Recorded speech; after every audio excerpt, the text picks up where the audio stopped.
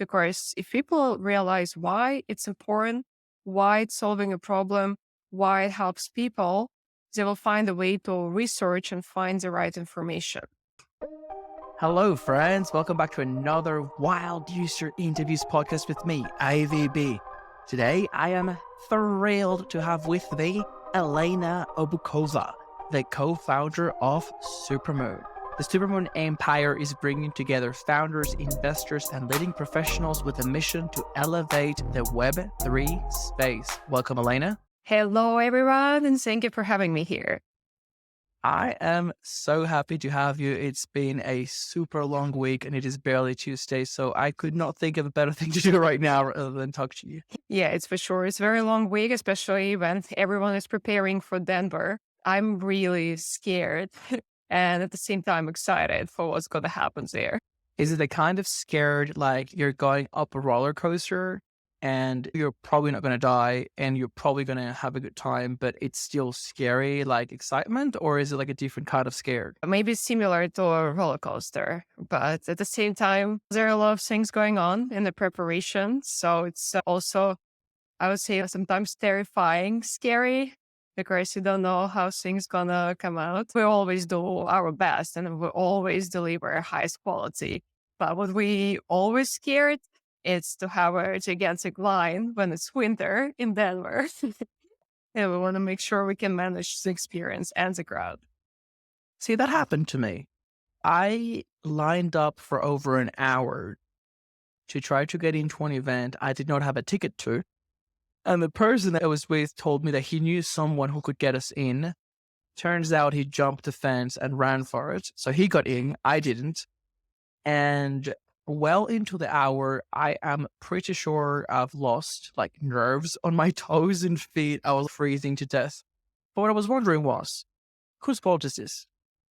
Is it the organizer's fault for not managing capacity or the line or whatever the case is? Or is it my fault because I am an idiot? I went into a massive snowfall, whatever the snow thunderstorm it's called, with no appropriate shoes, not really any appropriate winter clothing. I flew in from Australian summer and I didn't have a ticket.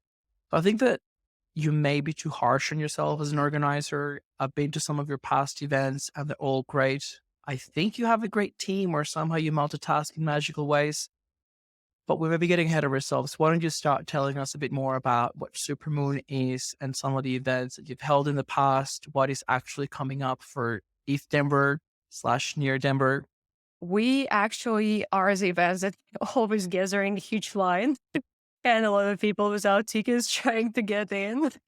So I don't know, you were on the list for our previous events, so you didn't need to worry. But I remember in Consensus, people actually found out the back door and they were climbing through the fence to get That was my friend. Mike, if you're listening, shout out to you. It's funny because the joke for is this, if Denver is, especially for the opening part that Near is hosting, somebody was like, oh, everybody RSVP'd. And I was like, nah, I'm going to show up to the door drunk already and be like, do you know who I am? That's how I show up to events.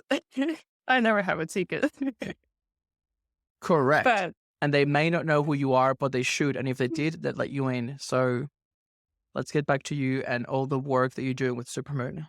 Supermoon actually started as a hobby project. We co-founded it together with Chris Michael. Chris Michael also been in crypto for quite a while, from 2009, more on I would say on a personal level, and started getting involved on a professional level when we started building Supermoon. We all traveled to crypto events. And what we were tired of is making high-level connections, meeting people, and the next day forgetting completely who these people are.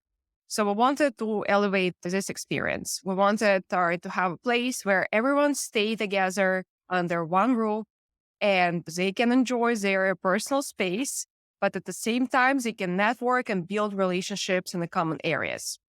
So we kicked off with Miami Art Basel in 2021. We gathered 20 people. We all stayed together. And after that, people wanted to travel with Supermoon all the time. So we started growing. That makes perfect sense to me. And for anyone that has attended a crypto conference, has probably had that mixed feeling between it can be both overwhelming socially because it's just that many people and a little bit isolating because it's just that many people that you don't even know who to connect or what to connect. And it's hard to keep track. I made a mistake at December because when people added each other on Telegram, they were taking selfies. So you remember who the person is because in front of you, easy to tell people have like personal features. But on Telegram, they're all the same bloody PFPs with like weird pseudonym names. And you're like, who is, I don't know, sexy Yeah. cat meow meow. So I should have taken the selfies. There's a lot to be said, not just about creating deeper connections, but also trying to curate. There's going to be 15,000 people at East Denver. How can you try to get groups of people that have interests in common to try to get rid of the small talk? We already know that we have certain things in common and hopefully make the most out of the experience.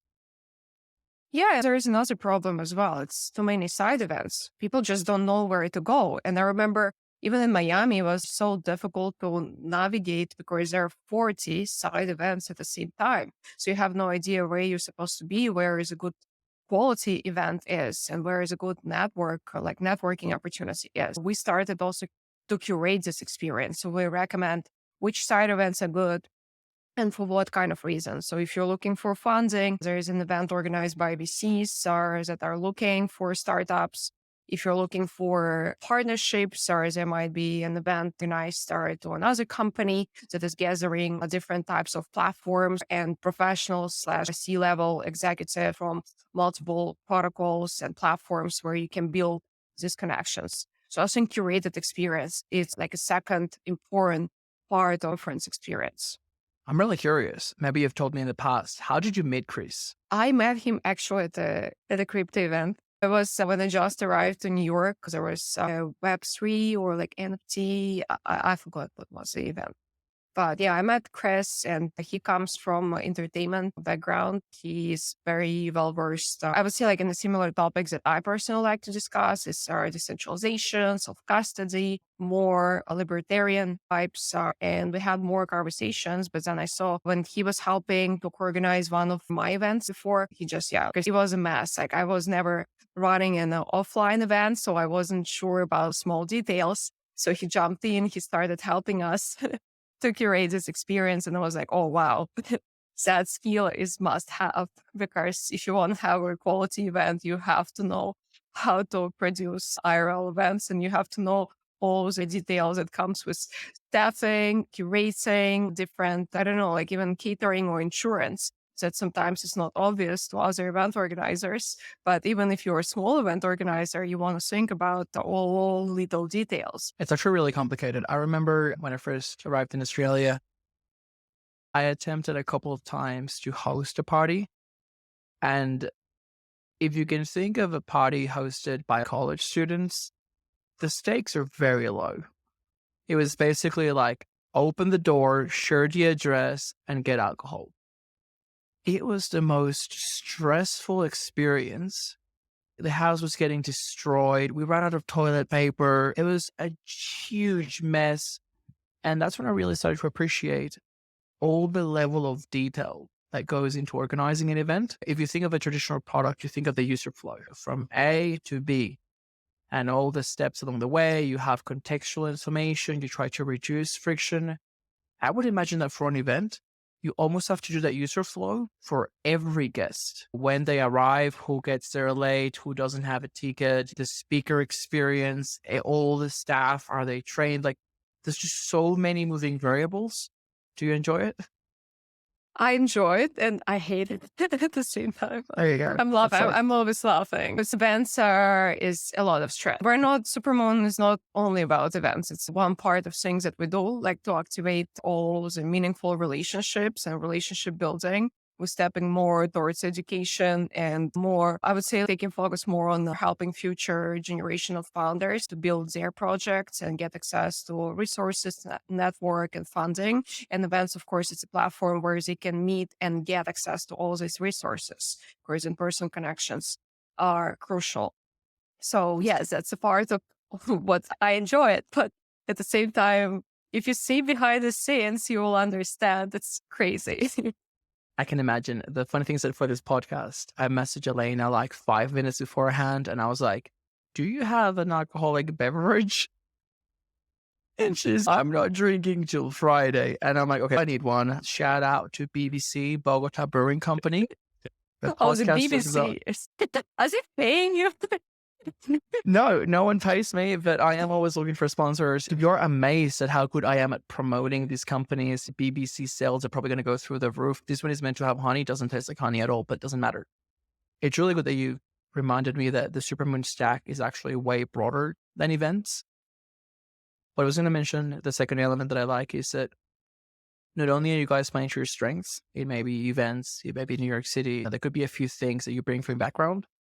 What I really enjoyed when you mentioned that you both share that same libertarian cypherpunk appeal, because when we met in Portugal, for a moment, it wasn't clear to me. It wasn't sure if you were just like an operator. It's like, I organized a hacker house and everyone in, everyone out. There is an experience. But the more that I get to know you, I've really enjoyed to really peel the layers to really understand what drives you. Like, what are you coming from? The way that I see it, and I'd love you if you could expand on it, I can see you and Chris really using Supermoon as that well-oiled machine, which can actually help drive a much larger cause. It's not the event, it's not the publication, it's not any one thing in particular. There really is like a North Star. Would you be able to comment on that? So when it comes to our mission of our entire Supermoon group, so Supermoon group is an actual umbrella. Underneath this umbrella, we have Supermoon Camp Station. And later this year, we are launching Academy and Foundation.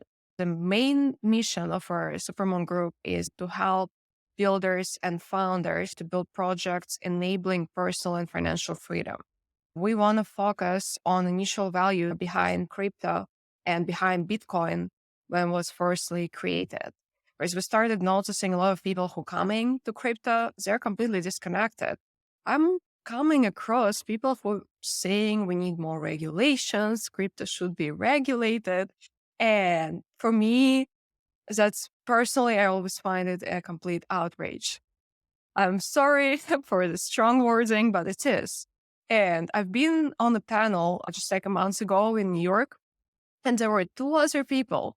They were trying to prove a point why regulations in crypto are so important. It was the best panel like in my life, probably. Was that the one with SBF? No.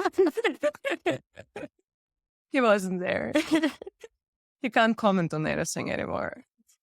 We have one thing in common. I grew up in Venezuela and I migrated to Australia. And for me, it may have been more extreme because I studied law. And I had to routinely explain to people that just because things work now doesn't mean that we don't have it within ourselves, humans, to be fucking assholes and to go off path and to do crazy shit. So the system needs to be resilient. And even in recent times, I would argue that we've really seen many tests to the system, quote unquote, and that blind reliance and regulation may actually, I'm not going to say it's misguided because we didn't really have any other tools up until now.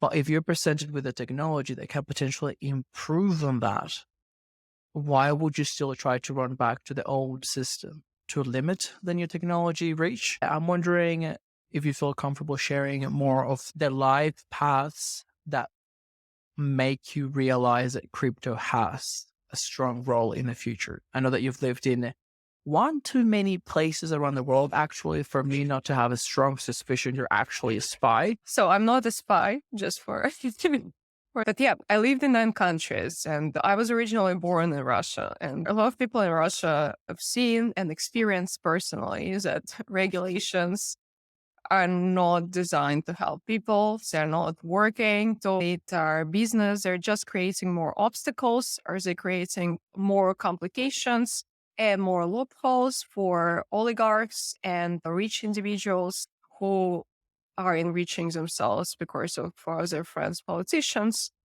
to accelerate more wealth. So it's not giving an opportunity for fair competition for other people to create businesses and grow businesses. And there are so many examples when Russian entrepreneurs would build their great project, and in one moment the government comes and indirectly ask you to sell a major shares. I mean, to the government, of course, but to another corporation with a government participation. Of course, it's not like Putin is not coming to you and saying, "Hey, give me some shares." But that's the case, and that's how, unfortunately, it have been working in Russia. And if you're saying no, then you better flee the next moment you say no, because otherwise you will end up in jail and your company will be still taken away from you. The same case is in China. I spent there 3.5 years. I've seen same story happening when big tech is coming after your startup and demanding exactly the same. If you don't sell it, in this case, you most likely, you not necessarily go to prison, but next day you will lose your company either way, because the government will pass more beneficial regulations for corporations that will just replicate your business and will continue doing it without your participation. And your startup is simply that. I've seen it many times on a business side. And when it comes on a personal side, I think my eyes became wide open when I went to Argentina. I went there for actually 1.5 months or 2 months with one-way ticket, planning to stay there a little bit and then travel somewhere else. Ended up staying there for a year and a half. And I was impressed by a first person who I met in Buenos Aires was an Uber driver who couldn't really speak English. I don't really speak Spanish still, but I asked him if he knows about the currencies like Bitcoin. And he was like, yes, I have Bitcoin, I have Ethereum, I have Litecoin. And that was impressive. I was like, wow, it's the first person I met and he not only know about crypto, but he has crypto. And I started asking every single person since I arrived there. And they all know about crypto and majority of them have crypto. And then I started realizing how countries with completely destroyed economy when they were actually scammed by the government, by the banks, by all the regulators. You don't need to explain to these people why banks are not working. You don't need to explain why centralized just are bad. They know it. They don't need explanations. And that's why I was very sad coming here to the United States and hearing people pushing for regulation, saying it's better, not really understanding the role crypto plays in everyday life. At least for now, things changed. It's interesting that you have covered two very large countries with relatively big economies and very unique experiences. And then across the world, Argentina, probably also in the basket of countries that have more pronounced issues, Argentina, Venezuela, there's a few there, but the core essence, which is humans are corruptible. And the moment that you realize that by writing something into law, you legitimize anything that you want, and then you can mobilize the entire forces of the state to enforce that will, things are more likely to go wrong than to uphold. It's interesting that even if you go to the independence of the United States, they enshrined in the Constitution the ability to have weapons, because they knew that even though they were getting rid of one monarch and whatever grievances they had at the time, they were aware that at any one time, whomever took power could potentially go rogue. And if shit hits the fan, the only way to revert back is for people to stand up for what they believe in. The main challenge that I see, and that's why I really like the Supermoon mission, is what is the message about crypto that is getting out to people? Is the message cryptocurrency is going to make you rich, go buy some bonk, or go buy some apes? Or cryptocurrency has the ability to create new systems of trust between people and fundamentally create not only a new form of internet, which I believe is the future of the internet, but even restructure these societies at the core. It can start very little. but restructure them at the core. It's also like the point who dictate most of the trends in media right now when it comes to English speaking countries and our audience are that knows English. It's the United States. A lot of media companies are coming from the United States. A lot of our large influencers with huge following are coming from the United States. And these people who don't understand the problems are that citizens of Argentina or other countries have, these people don't have access to financing. And the problem that I see is that what you said, the message that we're sending to people. And now a lot of message that is coming to the masses about crypto, it's quick gains, investment. Even if you're trying to YouTube, let's say you're looking more information about a certain protocol, you want to learn more about near protocol, or you want to learn about those SARS that have been in the news for entire last week and this week too. You're trying to find this information, and instead of getting educational content, you see all this investment tips or tech analysis, how to quickly get earnings from crypto. That's not what crypto is about. Yes, their investment videos is a good content and drives a lot of attention. But for me, it's really frustrating to see that just everything in the search feed is related to quick gains, investment strategies, and all these term solutions instead of explaining what it is, why is it important, comparing, let's say, near protocol to other existing blockchains, comparing other ecosystems, explaining what every single technical term is. Because for most of people, it's just gibberish. They don't understand what, even when it comes to near protocol with sharding, it's really complex term just to throw at people that don't The understand. understanding of sharding as a word is so shallow that my good friends at the Ready Layer One podcast had a series called Who Sharded, and YouTube banned it. I don't know exactly. I mean, to be fair, Who Sharded sounds dirty. But they have to rename it. And it's funny because I actually got a sticker on my computer that says Who Sharded, and I guess it's now vintage, OG, or rare, or whatever you want to call it. But I do agree with you. What I think is interesting is you could probably be able to map out your customer segments on the media available to them. And that's where I think that our content comes in.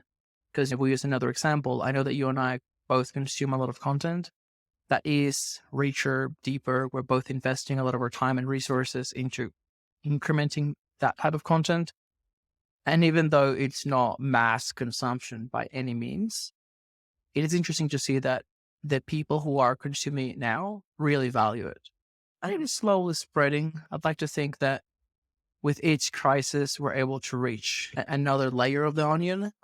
So yeah, I'm really curious to see how you think of those onboarding cycles, considering all the different communities and societies you've been involved with, all the experience in producing events and content. When it comes to onboarding is also broken. We're trying to scream so loud.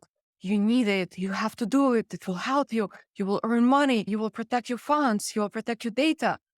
First of all, no one needs it. People don't really understand it. When it comes to my personal public presentations and I started doing workshops, I changed strategy completely. I decided that I would rather focus for 20 or 30 minutes on why, explaining why instead of explaining what or where to find information. Because if people realize why it's important, why it's solving a problem, why it helps people, they will find a way to research and find the right information. So I think crypto lacks these basics on delivering our values. We're trying to educate what crypto is, but we're not really teaching why crypto, why it exists. And that's, I think, when we start having a lot of disconnection in the crypto space and people believing in completely opposite things from what initial values were. They started, again, pitching for regulations without understanding how it can work and what were the initial principles. Coin was designed to help people to not only get access to financing, but to disconnect money from the government. It was to give people the power and give them financial freedom, give them financial independence from the institutions. And there is a lack of explanation why it was even necessary. Because still, if we look at the United States, most of people will say, but it's easier to use Venmo or bank. And I started having also random conversations with people outside of crypto. Of course, I want to see why is this thing this way? Why is it prefer banking? And what can be a decision, like a deal breaker for them to switch into crypto and to take ownership over their finances? And I had a conversation also with Uber driver. I was like, it's the same. I'm practicing my beliefs and the strategies on Uber drivers. He was interested in crypto. Of course, I told that I was speaking at a crypto event in LA, and he was interested. He started asking me more about crypto. And he said, I have some Bitcoin on Robinhood. And I was like, oh, no, no. You don't have a Bitcoin if you have it on Robinhood. And I explained within 10 minutes, I explained in a really basic concept what's the difference between centralized exchanges and decentralized ones. And he understood that if anything happens, if he stores money on Robinhood, it can be taken away from him by the government, by the institution, by Robinhood, by whoever else, because these funds doesn't belong to him. And it didn't take long time. Just the fear of understanding that this money can actually be gone made him realize, and he said he will do more research on cold wallets and how to take ownership and custody over his assets.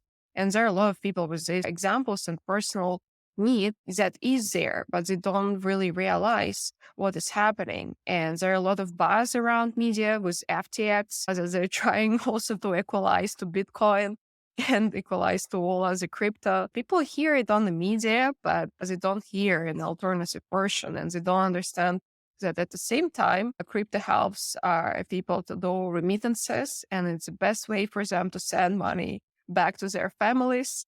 It helps them to save their funds in Argentina to make sure that they can protect themselves against inflation. And there are so many use cases that, of course, most media will never talk about, but it's also a part of our mission to try to get this message out to the crowds, to people who don't know it. Mainstream media are definitely not friends. That's why we have this podcast, my YouTube channel, why I'm part of the Marketing DAO, and we try to empower people that are able to create content and establish a platform. The problem that I see is that we have the general population being influenced negatively by the media. But what I've always liked about tech is that it doesn't matter what the narrative is. You can build it. You can show people. It doesn't matter how many fat, bald dudes you put on TV claiming that Bitcoin can be minted past 21 million. It physically can't. And there are many of these claims that you can prove. I think that we need to focus on that smaller subset of people that are in a position to actually take action. They may be developers, they may be industry experts, because the masses are going to be vulnerable to the mainstream narrative until there are products and services that they can use. I'm actually really excited because I'm going to Buenos Aires on Saturday, and I'm very much looking forward to experiencing how much crypto has grown. And for me, a key message that I'd like to take over and see how it scales is there are more things that we can build now. Because my thesis is Argentinians and Venezuelans, amongst other countries that have had a lot of inflation, they've really done remarkably well considering how much friction there is and how many limitations the current system have. Ethereum is expensive as fuck. Everything else, the onboarding is horrible. Bridges are like a very new phenomena. If they've done that well with the very early primitives, I'm extremely excited to see what they could do with something like Near Protocol or other modern blockchains. Because these people don't give a fuck. The hurdle of you respect the government and you're afraid, you're controlled, you sit passively and are told what to do, they're way past that. It's a young country. It's got talented people. What happens if we put the tools in their hands? I think that kind of brings us nicely back to Supermoon, right? How do we identify that smaller subset of people that are in the best position possible to take action? Absolutely. And when you're talking about the smaller groups of people, so I have personally maybe a slightly different vision, still like same but different. I feel there right now, if we're trying to persuade older generations to switch and realize crypto, if they never did, if they never had this necessity or need, I think it's wasting a lot of time and resources when the generations that will actually make moves and more innovations is the next generation. I'm talking about Gen Z and I'm talking about other generations after Gen Z, like Alpha, Beta, and whatever else will be created afterwards. So with Supermoon, and that's also one of the purpose and missions why we're launching Academy and Foundation, we want to focus on the future founders.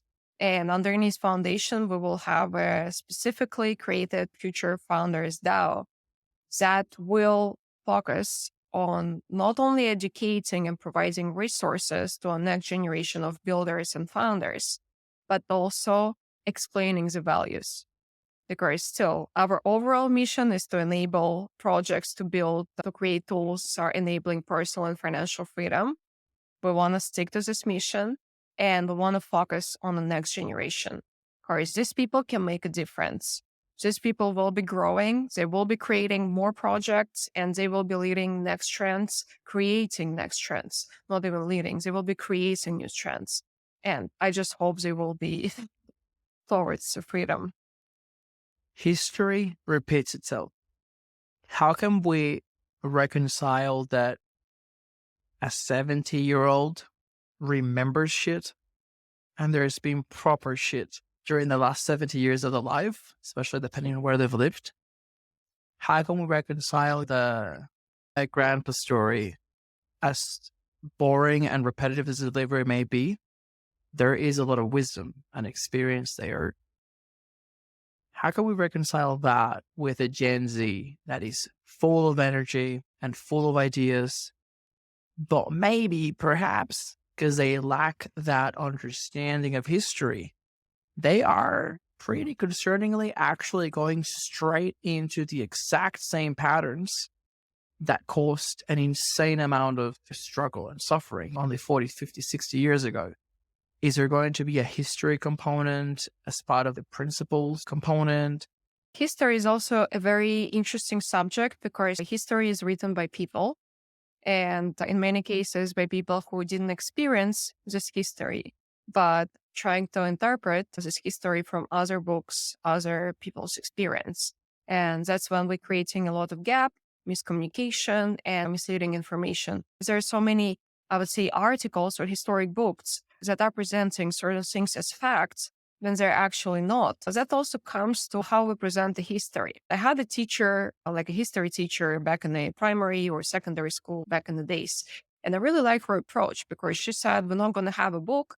We're going to actually read the original correspondence, letters, any other types of correspondence, facts from other older books from these times, and compare them.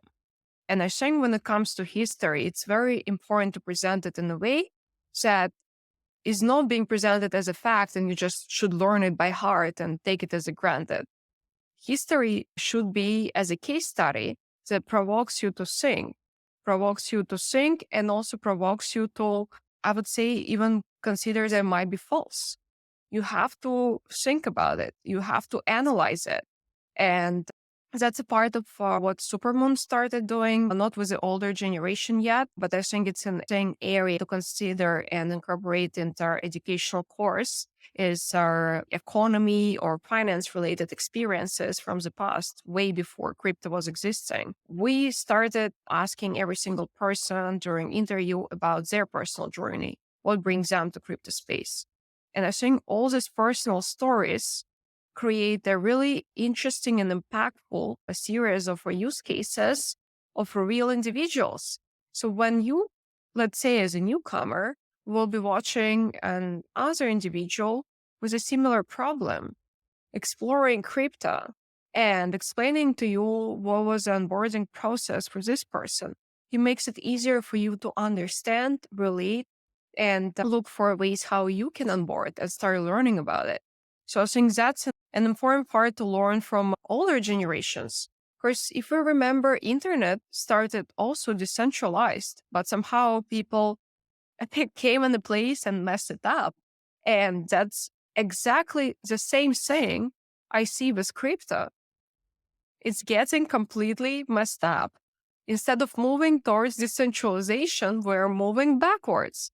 And Aptos was a good example. I'm still really shocked by lack of transparency in tokenomics, by level of centralization and level of craziness that exists on the market. I am painfully aware that I say interesting 2,000 times in the podcast. I actually try to edit it out, but something truly interesting just happened.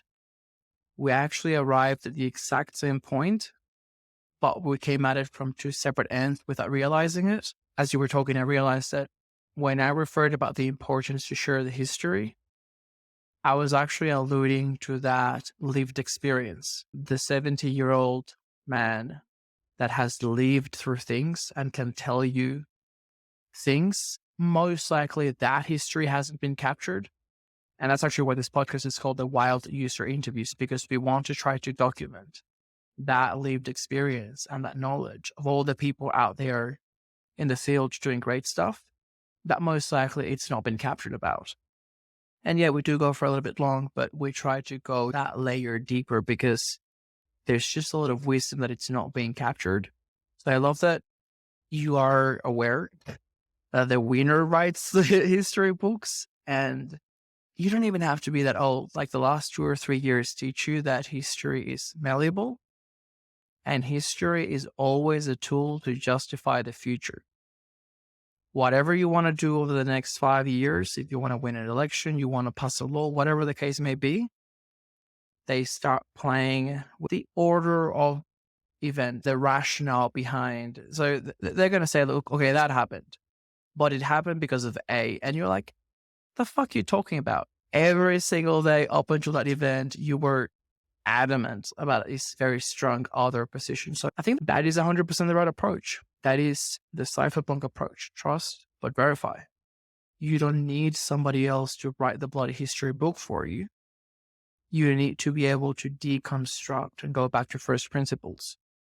That critical thinking is definitely missing from society these days. Are there any of those core crypto principles that you think everyone should know? For me, as a core principle, again, it's in the values of crypto. I would say money, like the government money, were designed for government officials, right? It was in the Bitcoin standard. I really like this saying. And I think that's a core principle of crypto, is that this money that are designed for people.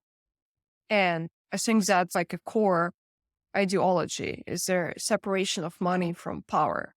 Because if you separate money from the government, cannot be doing all these things. They cannot simply go for war because they will have to now demand or fundraise money from other individuals that will have a power to say no.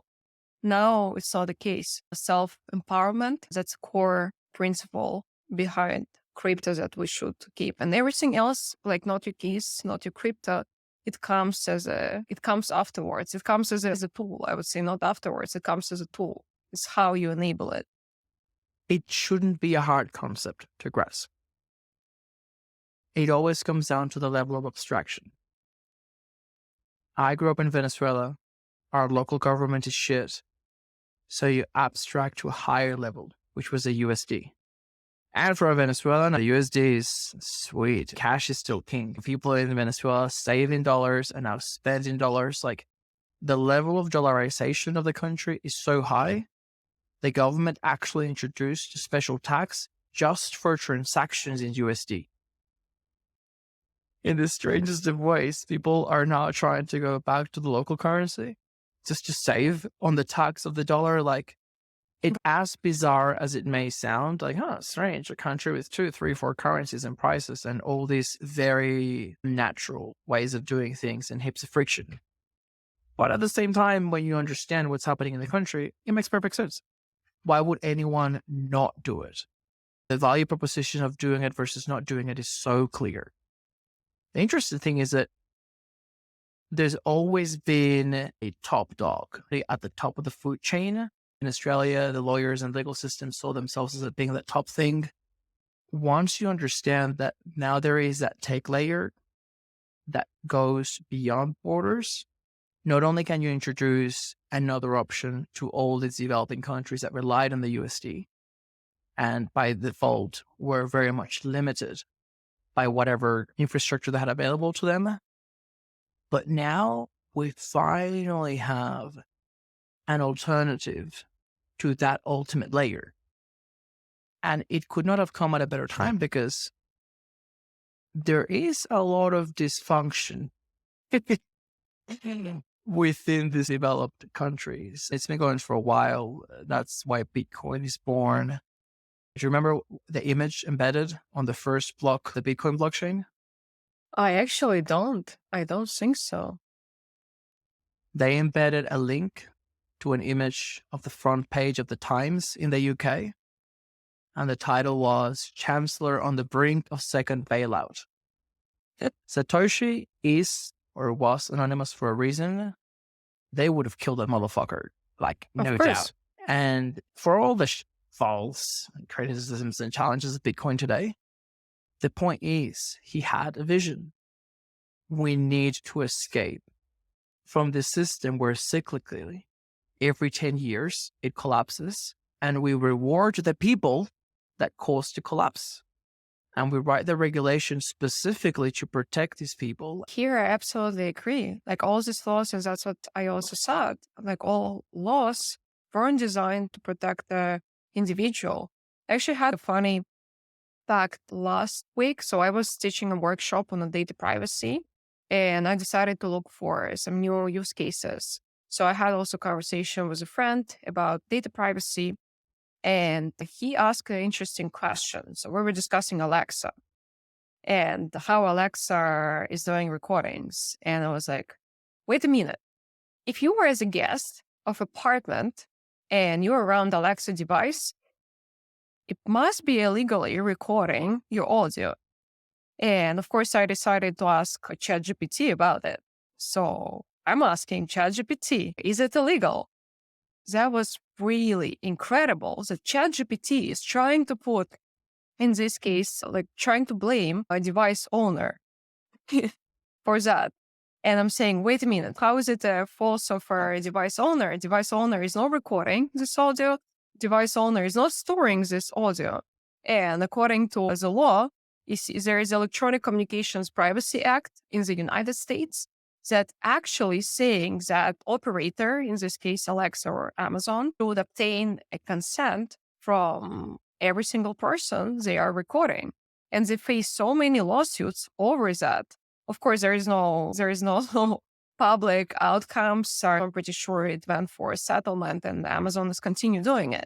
But that's actually explaining and proves the point that this ECPA, this Electronic Communications Privacy Act, does nothing for individual. Even ChatGPT is trying to blame the end user. Not the device owner. And they're secretly and illegally recording as a guest of a device owner. And imagine trying to talk and trying to win this case against Amazon with tons of resources. You're never going to stand a chance. How? Maybe you do now use ChatGPT as your lawyer. Yeah. No, but ChatGPT tried to say the device owner is guilty. It took me 4 attempts. Guilty. We're guilty. To prove it. We brought the lawsuit and we declare guilty. Yeah. Even ChatGPT is not on the side of a device owner. And until I said that, how come the data privacy that Amazon has doesn't require a device owner to take consent from the guests? There is no single way you can make this device owner liable in a double consent states. That is actually a really good example because normally people would say, if you don't want to be recorded, don't use Alexa. I don't have Alexas. I don't have Alexa. Home automation is actually not that common in Australia. I don't know why. I don't know if Australians just don't give a shit or some of them, somewhere in their brain, they manipulated little brains. They are aware that maybe Jeff Bezos in your house listening to you fuck, it's a bit too much. But the example of the guest... He is. Oh, for sure. But the Yeah. example of the guest coming to a house, it's fascinating because even if the owner consented to them being recorded, they're not consenting to the guest. Owner actually should ask every single guest, but it's not happening. I'm sure that 98% of our device owners, I'm just throwing this number by myself. I don't know the actual statistics, but I'm pretty sure the vast majority of these device owners have no idea what's even happening with this Alexa device. I am so paranoid. I stayed in an Airbnb and it had an Alexa and I unplugged it. I was like, Yeah. who is to tell me that the actual owner of the Airbnb isn't spying on me? And to the people that say, oh, it's got nothing to hide. Yes, but I didn't pay somebody a ton of money to be listening to me while I'm at work, while I'm speaking with my family. It's a classic difference between privacy and secrecy. It is not a secret what you do in the bathroom. That doesn't mean that you leave the door open for everyone to see. But anyway, But I think that's also like when they have a misunderstanding, it's not even about hiding something. It's about what is happening with their. I'm always teaching about what data is being used for.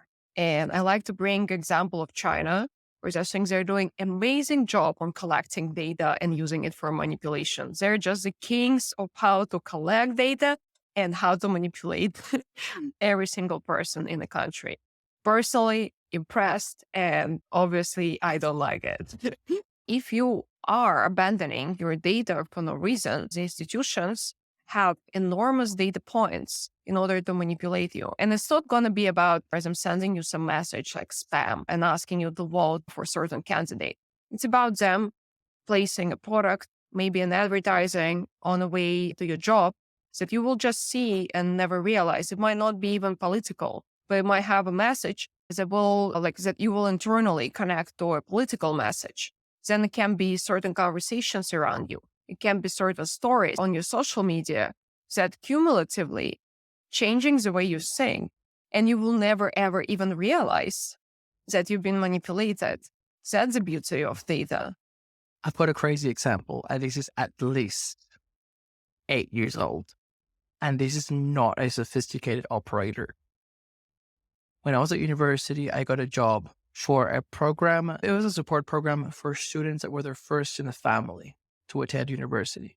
Statistics showed that they were more vulnerable to drop out. So it was like a peer-to-peer mentorship program. They got other students to check in on them, give them tips. It was actually pretty good. The program was actually so successful that they extended it to all the university, which is great for me because there was like enough hours to make some money to pay back the university, which is sad, I guess. But I was at a meeting. I walked out and I was like, holy shit. The university had information based on the use of the student Wi-Fi. They knew every time you were on campus whether you actually attended your lecture. And they knew with a pretty high percentage of probability who was going to fail the unit or drop out because they weren't actually attending. That's in person with the campus Wi-Fi. They also now, because they had all the lectures, all the unit resources, all the lectures, everything was online. So you could argue maybe they're just not going physically to uni, but they're still doing the things online. The information that they were gathering on the online resources was even more extreme. Like they knew week 6, you haven't logged in once, you haven't downloaded the unit guide, you haven't opened one lecture. And there were some really interesting issues raised because they were like, should we call them and ask them if they want to unenroll? Because if you withdrew the unit before a certain date, you didn't have to pay. And there were so many fucked up ethical issues because you know that they're going to fail, but you let them do their thing. And it's that weird matrix between, honestly, I think that was the right decision. This is the West. If you want to enroll and then go on a drug binge and fail a unit, that's your fucking problem. I do not think the university should get in, because if they do, the question is, where do you draw the limit? Let's say, for example, that professors start looking into this data and it starts to influence the way that they mark papers. Maybe you wrote an average paper, you're really not the brightest or best student, but they're like, oh, they tried. They spent 80 hours reading materials and shit. And then maybe someone else that They maybe just didn't go to the lectures. They may not have even seen the lectures. They just read the book. Maybe they read different materials from the ones provided by the university. They would have maybe done really well. Like their work was objectively good. But maybe the lecturer was like, fuck this guy. Who does he think he is? Maybe he's cheating. And there's just so many nightmare scenarios. I was enrolled in a lecture that the lecturer was objectively horrible. He was just not a good lecturer. He was one of those trophy professors. Fantastic, accomplished lawyer in his life. And he retired and went to the university to walk around with his big power belly. But he couldn't teach for shit. So all the other streams were full. And I stayed enrolled in his class, but I would listen to other professors' lectures. Once again, who is to tell me that this fat fuck, if somebody teaches him how to use a computer, is not going to hold a grudge against the students who now he has an unfair amount of information into your private life and your learning preferences, the way that you do things. So anyway, that is like a super simple example. And that's like a long time ago. I don't want to imagine all the crazy data scraping that they must have on students. They must be reading your email. If we don't think about the core design of the systems that we use, I think that it would be fair to assume that it is going to be used against you at some point. I was even thinking, can you imagine being a Silicon Valley founder and going to a meeting with Facebook because they want to invest in you or acquire you? They've read everything you've written on your private messenger. I wouldn't even show up. I'm like, fuck it, I give up. There's fucking drug deals, dick pics. It's just a nightmare scenario. How do we not have encryption by the public? That's actually crazy. Like the fact that university can collect this data, like I'm honestly shocked. I didn't even realize that, yes, that's possible. That's why I don't connect to Wi-Fi anywhere, to like any public Wi-Fi, unless it's absolute necessity. But university collecting this data, I really love this example. I think that should be talked to other people because that makes them realize what's happening with their data. And that's changing their perspective. Because now it's not about someone collecting or them not having something to hide, but a university is building prediction, either they're going to fail or not. And they don't know if this data is, if some professor will come across this data. And I think that's an applicable example to any other industry. Like insurance companies have so much data. They're buying data from big tech. They're buying data from any other institutions that can provide them with sufficient information to determine the plan. Data privacy should be a choice. If you want to broadcast your data publicly and share it with these companies, it should be a choice. We don't have this choice right now. The course majority of people agrees to abandon this data for free. Now there is no choice for me as an individual to choose privacy settings on, let's say, Instagram or Twitter or other platforms. I don't have this choice. The course majority of people are willing to abandon their data because they don't understand. There is no transparency. They don't know what data they actually abandoning. But it's more complex because the default really matters. I'm 100% on the libertarian principle, but the onus needs to be on the individual. It needs to be an opt-in system. Let's have an extreme example. I'm a libertarian. I don't give a shit. I support you. I don't support. It's literally not my problem if you want to create, say, an OnlyFans account. But that is an opt-in system. The individual chooses to publish certain content on a platform. The way in which we're gathering data now, it's actually the other way around. It's like a big tech company saying, actually, we're just going to record everything you do in your bedroom. And if you choose to, you could publish it. The issue is a gray area of we don't understand first the official way in which a company is using the data, all the terms and conditions, all the murky regulation, all the corrupt shit they're doing in Washington, D.C. For fuck's sake, Nancy Pelosi is a representative of San Francisco. If anyone had ever doubted that the US is in steep decline, Nancy Pelosi is a representative of all of big tech. Like, we're fucked. But the crazy thing is, then you have the second category, which is the one that I really take issue with. What are the inappropriate or the unauthorized uses of the data? There's cases all the time. There was a policeman in Queensland who used a police database to stalk an ex-girlfriend. Or I think he was like stalking like a Tinder date. If the data exists, someone under some circumstances, even if it's not envisioned by the system, could potentially abuse it. And afterwards, it's too late. And there is no protection of privacy either. As you're saying, it's like, it's not potentially being abused, it's being abused daily. In preparation for a workshop, I also updated some stats on data privacy. And again, if people saying that regulations trying to prevent that from happening, 10% of the US companies said they complied with data privacy regulations. 10% of companies admitted that they complied. And I don't know how many of this 10% lied. So 90% know that they messed up something in the data privacy. Then we also come to other data on the breach. There are billions of records being leaked every year. Billions. And what are we talking about? This data is being abused. Do you know who has been one of the only celebrities to ever win a privacy case in the UK litigation? I don't think I know celebrities in the UK. I don't know. J.K. I know a few people. Oh, J.K. Rowling. Okay. And you know what her argument was? And she won? She never published anything about her daughter. The name of the daughter is not even public. She never had tabloids, never had a fucking magazine. Because that was the argument, right? If you're the Kardashians and you sell your daughters online and whatever, they're on every cover of magazines. The fact that I stand on the street and take a photo, like you are in the public. There is no privacy right of somebody standing on the street and they see you walking past.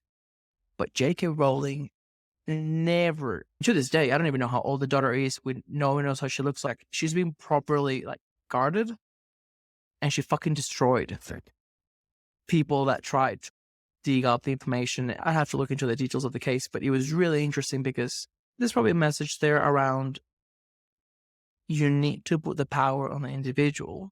And for the ones that do value their privacy and that want to have control over it, they need to have the tools to A, safeguard it, and B, be able to take action against others. We know that litigation it's a joke. Unless you're J.K. Rowling or you have $1 billion spare dollars, that's just not going to happen for everyday people. But that's why I'm so hopeful with crypto, because we're redefining the internet. Have you spoken by any chance to Ilya about this? About what exactly? About what's happening in data, privacy? Not yet. I want to bring him on the podcast to talk about it. I'm sure he has some interesting insights. Not him, but somebody else close to the core team told me that during the early days, one of the new investors actually told them to tone down the narrative because they were pretty heavy worded against a big tech company. I don't want to speculate, but Ilya comes from Google and Skidnov comes from Microsoft. And Ilya has never fully shared exactly the steps that led there, but his vision is super clear. A future where a user owns and controls their data, the power of governance. He is a core contributor and co-creator of TensorFlow. And probably similar to Elon Musk, at some point it clicked that all this insane amount of data being collected by one company and being used to create an insanely powerful thing, it was just fucked. If you look at the top contracts of Near since the very beginning, Near Crowd is one of the top ones. It's the largest data labeling set publicly available. It's limited in participants and I don't know, maybe Russian language, whatever the case may be. But it's so interesting to see that they're building all the primitives to be able to have a system that at least competes or provides an alternative. Have you played around with Near Social yet? I did a little bit. I think like it would be great to do more tutorials on Near Social at Denver. So I think it would be it would be interesting content, and also would be great idea for a workshop so people can learn more user-friendly experience and how to utilize near social. Near social is fascinating. We should definitely have more workshops or more activities around it because it's starting to build that social graph on a shared data layer. So if you think of all the possible parameters that you could have on a smart contract, it's getting more and more rich. So for instance, you could have, say you want to have an airdrop. You can have an airdrop of all the people that follow Ilya on your social or the people that he has posted to. It's like basic examples for now, but it's just really interesting to see how you're having more and more data on these accounts, but anyone technically can access that data to create richer experiences on top. The main features now resemble like an early day Facebook. You can poke people and follow, but they put the widget section, which enables anyone to create simple apps, complex apps. And it's both a distribution channel, but once again, it keeps adding to that shared data layer. I don't know. I don't think I properly get it yet, but I get really excited. It feels like we're moving like one step past the early basic primitives and then the bullshit NFTs. And now we're like, okay, social data. There's a talk from Skidnov on blockchain AI. That may be crazy. I don't know. High expectations. That's what I hope that we will start moving towards this direction, because that's what they're saying right now and you touched on it as well. You don't have a choice when it comes to your data. It's just being aggregated without you even realizing what type of data is being collected from you. I actually realized that I didn't care that much about data before. Before I joined our United Nations as a data scientist for financial inclusion, I was working with big data that big tech has. United Nations obviously doesn't. Some departments of United Nations will have access to enormous data. But I'm saying general departments, they don't have access to crazy tons of data. But even though I was working with so far individuals with 100, 300, sometimes 1,000 different variables on these individuals. And when I saw all these data points, and that was helpful for me to make decisions on what type of financial product can be launched there to help increase financial inclusion. My goal was to help these people. But imagine this data can easily be used in the completely opposite direction. Again, you can influence their decisions. You can make certain products more inaccessible for them. If you see that they're needing certain products, you can increase the price if you understand that it's a necessity. There are so many ways this data can be abused and used against these individuals. That's when I realized that this data is so powerful, and this probably 0.01% of data that big tech will aggregate. And there was already use cases when Facebook was testing out if they can influence people's emotions and mood during specific day by just pushing a sad content or happy content. I don't want a media company to tell me how I'm supposed to feel today. I don't want to feel upset because someone else decided that I should feel upset. That's how you can create a lot of room for manipulation. Exactly. We buy more shit when we're sad.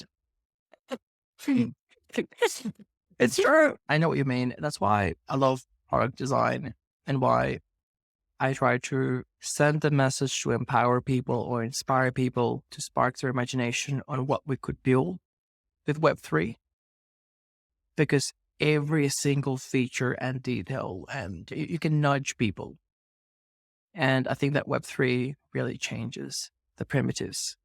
Perhaps the biggest nudge I want everyone to get from this podcast is I can't make any claims on whether we will or we will not collect your data, but you should attend the Supermoon Clock Tower and what else is happening during Near Denver.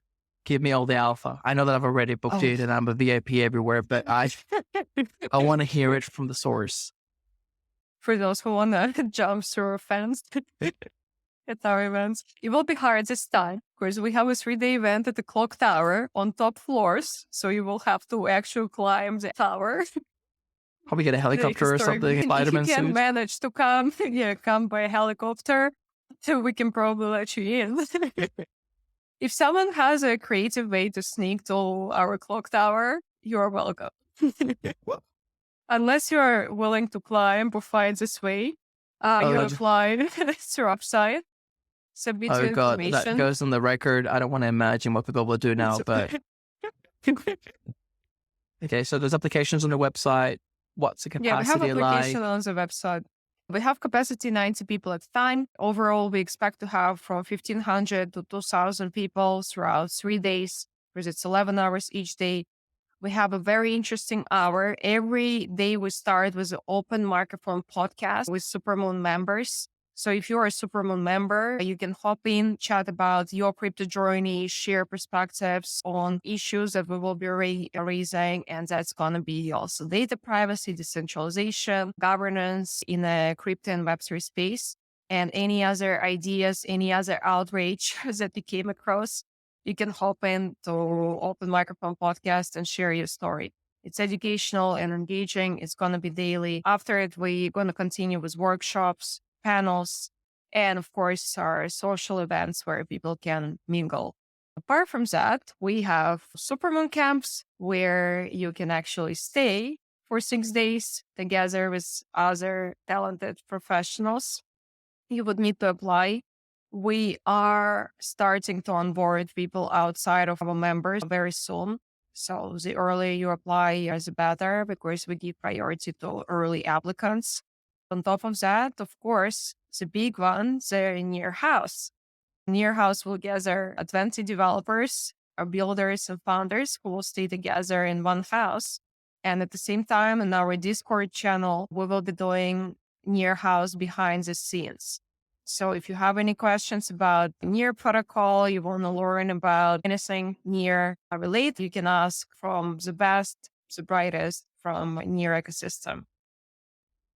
It's very memeable. It's not a one-night stand. It's a meaningful relationship. It's 6 nights. I use it for social media. I like it. It's not a one-night stand. Give us some credit.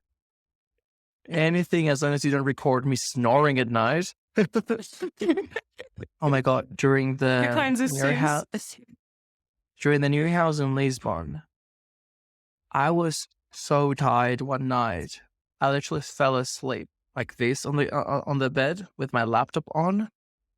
And it was crazy. Tired or drunk? Definitely tired. I don't pick up my laptop when I'm drunk. I was very confused when I got home at 4 a.m. one night, very drunk. And there were people working in the kitchen. And I was like, what time zone are you guys in? And they're just very dedicated. They're in cybersecurity. So I guess that something bad happened. But yeah, I don't know if you remember, we met in the Lisbon hacker house, but the story is actually funny in the sense that the person that got actually invited was Claudio. And Claudio was like, nah, man, I'm too old for this. I'm getting my hotel. You can go. And it was great. I was extremely grateful to be a strong second choice. And your first choice. Thank you. I can definitely attest to how much you can accelerate the relationship building and the trust when you're actually sharing together.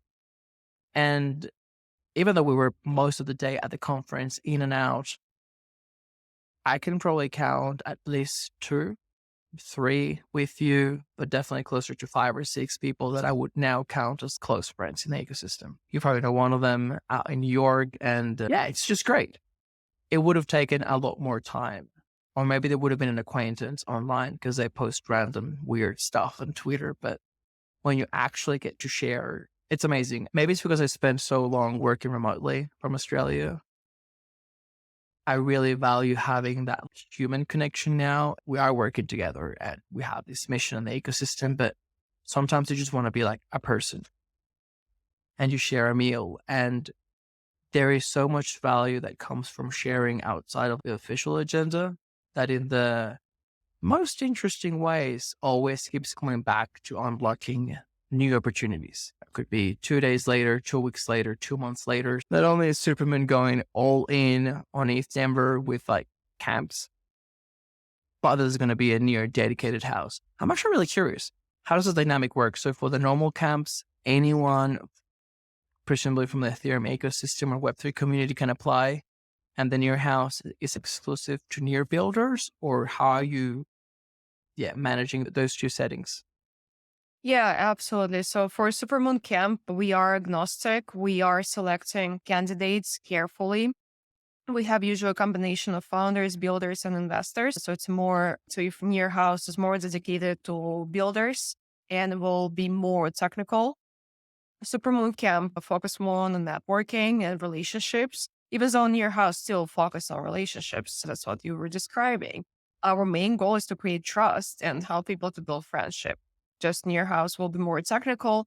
Supermoon Camp will be more on the business side with some combinations of our technical aspect. At the same time, we will have some people from near ecosystem who are staying at Supermoon Camp because unfortunately, near house has a limited capacity, so not everyone could fit in. So we do have more people staying at the Supermoon Camp. Sharing beds.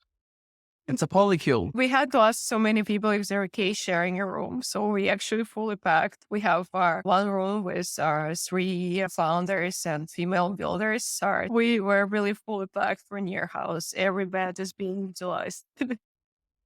It's good. I consistently look back.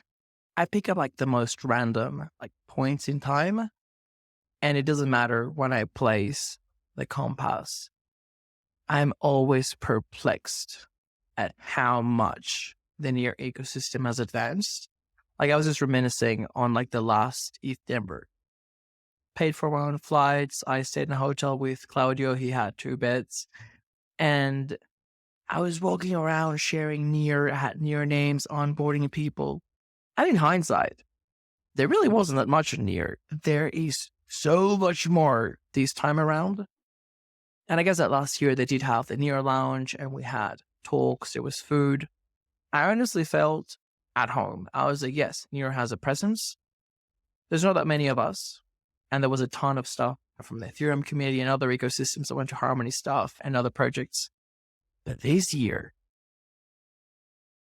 we have an entire day on main stage. Has that ever happened before? Has there been any other ecosystem that has such a prominent presence during ETH Denver? We're hosting the opening party. We're blending brands from near Create Without Limits to Ethereum Without Limits. Like, I don't know if people have realized yet, but that to me seems like a pretty big deal. It is. Even like NearCon, I talked to people who were at the NearCon the year before, and they were saying there were probably like 100 people, like not maybe 100. I don't know. I don't want to say a wrong number, I guess. But there was a really small number of people. And this year it was like incredible. And I was actually impressed. And like to your point, is that you come to these events and it feels like you're at home with friends. That's how I also feel. I really like how welcoming ecosystem is. I do like the approach on focusing on builders, focusing on more meaningful connections. Not there are some companies, especially during a bull market, they were spending money on a huge loud parties. I do think parties from time to time are important because it's a good way also to put your brand name out there. But when it happens every single time and it's just pointless, endless, big parties, just burning cash. And I was talking to this, it actually was big protocols. I don't want to name them here.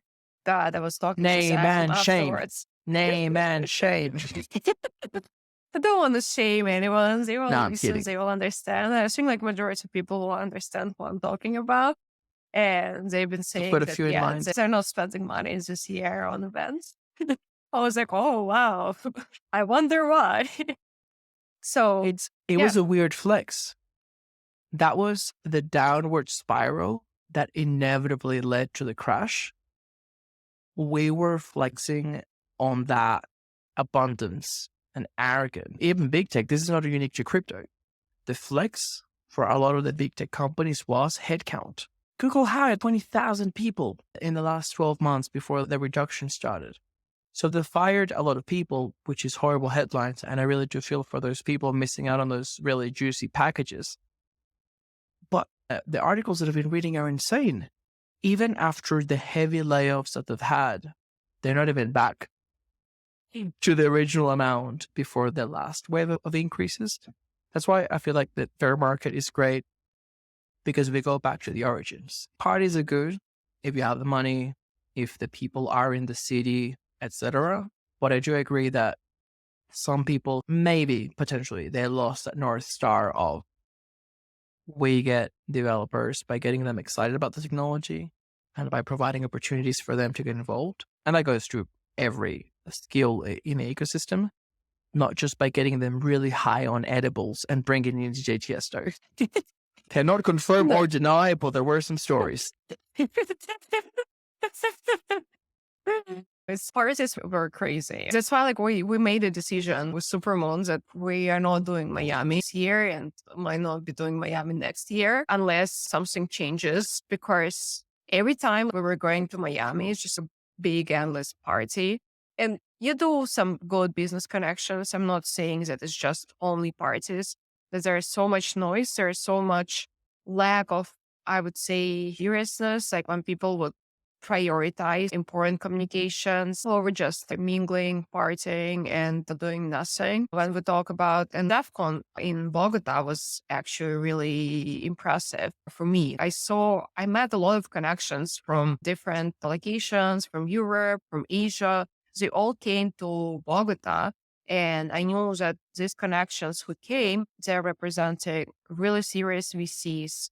They're looking for next big project. They're looking for talented builders, and they're not looking for just flashy, loud startups that are going to disappear in a few months. They're looking for serious, talented builders that are creating projects that are meaningful for community. And that's why East Denver was a logical step for us. We want to focus more on education and be among our community of peoples that are leading this industry and making a difference, even if it sounds corny. That's a clip. It's good. Other than being technically homeless, a digital nomad to make it more romantic, I really enjoy going to different crypto conferences because even though they're all the same, they're all actually different. That's where you realize that culture really matters. The vibe at ETH Denver is unique. It is a very early community. It has always had a very strong builder focus. Things that stand out about ETH Denver: it's free. They've always had as a driving principle that anyone can attend. You're a university student, you're a VC handling 100 million. It is a place where anyone can attend.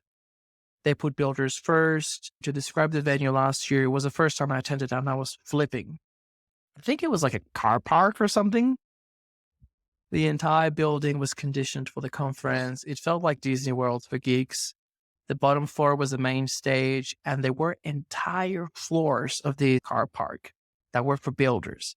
Think beanbags, snacks, long tables, breakout rooms. The people that are drawn to ETH Denver, I'd say at least a fair chunk of it, because it is becoming a bit of a tourist destination, a lot of them were builders. And they go there to learn about the technology, to connect with other builders. The ETH Denver Hackathon is actually huge. And I think it's really exciting, once again, that really close connection between the Near and Ethereum communities, that this year you can actually enter the ETH Denver Hackathon and submit a project on Near or Aurora. And there's going to be mentors and technical assistance where needed. But side note, Miami, to me, especially coming from South America, Miami to me has always been a place where you go after you make money. The culture there is different.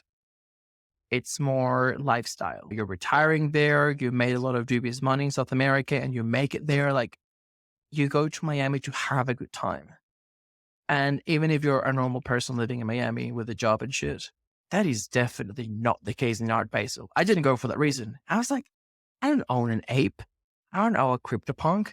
I'm not paying $27 a drink to listen to some asshole describe how they got airdropped $400,000 worth of ape coin. That's no, thank you. I'm going to go watch some turtles in Costa Rica or something. I'm just not interested. Miami is definitely a crazy place. And yeah, it's also, I don't even think it's about like when you earn money, you're going there. It's about when you quickly earn money and you just want to show up. I don't like this flex culture.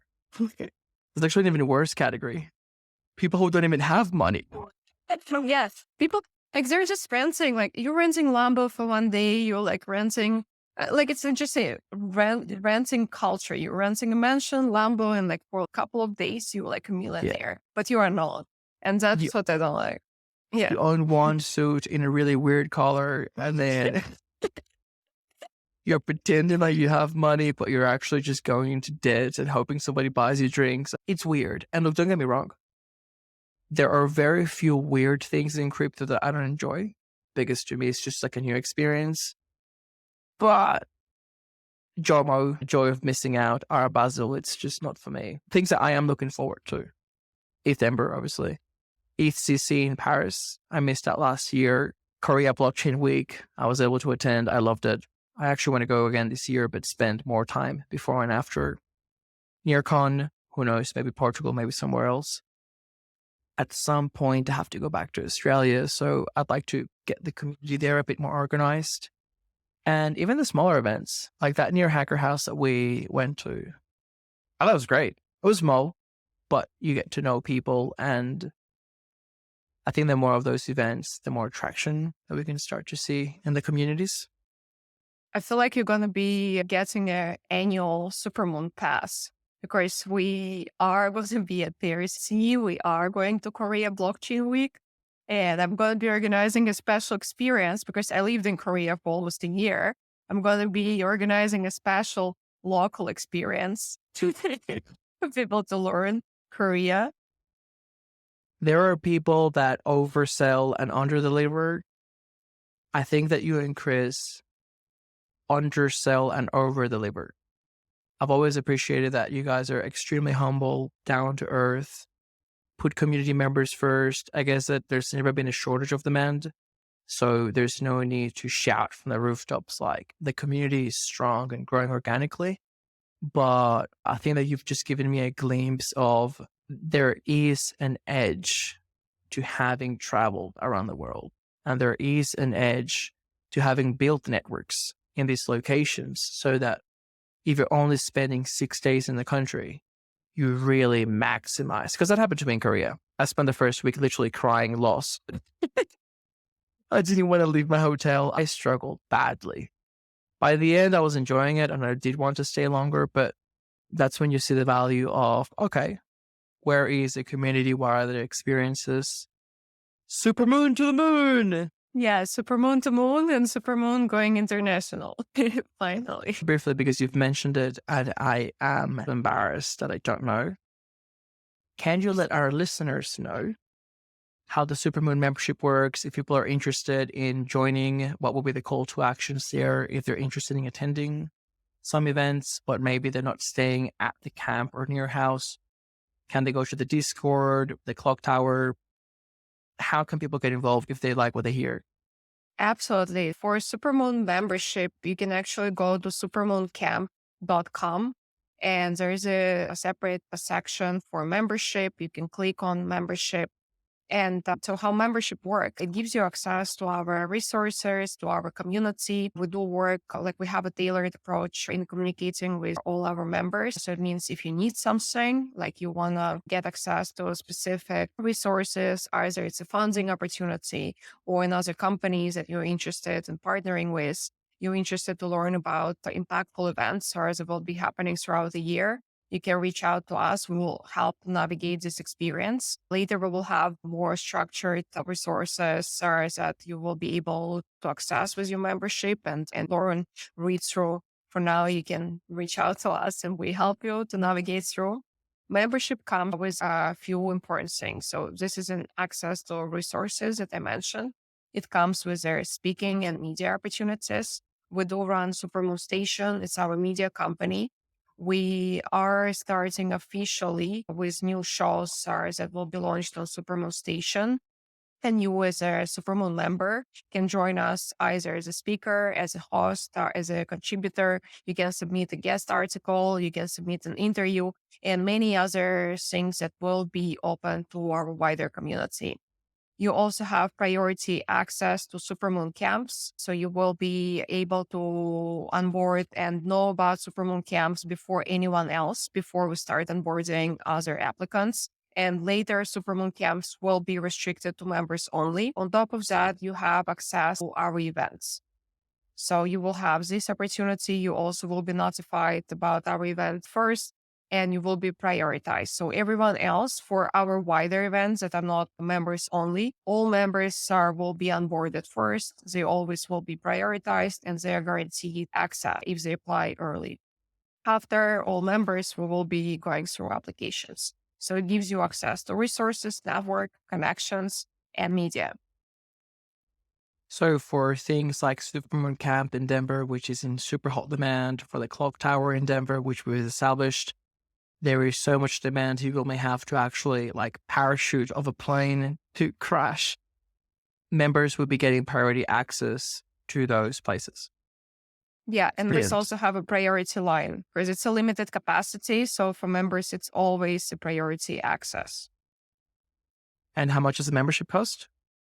Membership costs $150. It buys you entire year of membership. And from a second year, it will be $2 per month to retain your membership status. A bit later, we will also be introducing a membership scholarships that will be open for a future generation of our founders and builders under age of 25. They will have an opportunity to earn scholarship from membership if they're interested to contribute towards our community, learn, and be an active member within Supermoon group. So they will have a priority access. I love it. Even though I've struggled with that transition in life when you are technically no longer eligible for the young category, whichever way they define it, 25, 26, 28. But I do love that you're able to accommodate the younger people that are probably very much riddled with this and just getting started with their careers. Look, it sounds like fantastic value to me. I will most certainly be subscribing. And just to make things clear to people, for someone like myself that I'm probably going to be attending every event this year around the world, definitely fantastic value.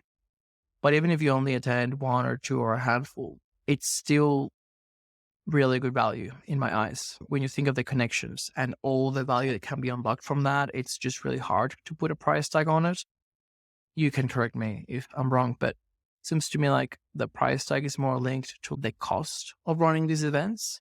It doesn't really begin to capture the upside to all the people attending. And I guess it's really up to you how much you want to maximize that networking opportunities and collaboration. But I think it's great value. I'm not even getting paid to say this. In this case, I like to say that this membership fee is actually a donation and contribution towards our community, our team, who is working hard to deliver all these events, networking opportunities, and upcoming academy and foundation.